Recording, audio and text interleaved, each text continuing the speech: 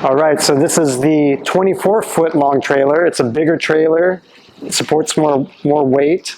And as you see it, we have the we have the steel stud frame that is prefabricated, and it is shipped on a kit on top of the trailer. So this whole kit comes in, and this prefabricated frame is much more simple to install than just a wood frame version. And so this can be easily installed with simple tools like drills and screwdrivers and battery-powered drills. And so this is how the kit comes. And the whole 24-foot is 4 feet longer than the initial prototype, and what that allows this final version to do is to have more panels, because it's longer, so you can fit more panels on the roof.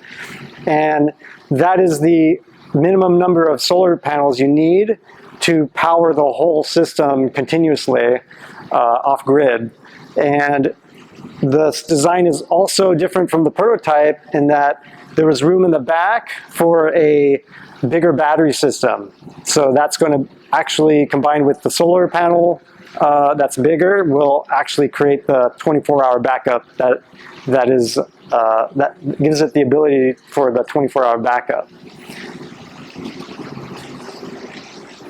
And then in the back here, we have the fabrication area where we can cut sheathing panels for sheathing and siding, and that's going to be easy to do with a piece of foam on the ground with a track saw.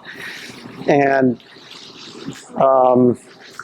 so that's pretty much the only wood type of cutting that is needed for this. And so the company that provides these can also stack multiple trailers on top to ship multiple units at once for increased production speed. And these are all also produced in the United States, so the supply chain is easily accessible.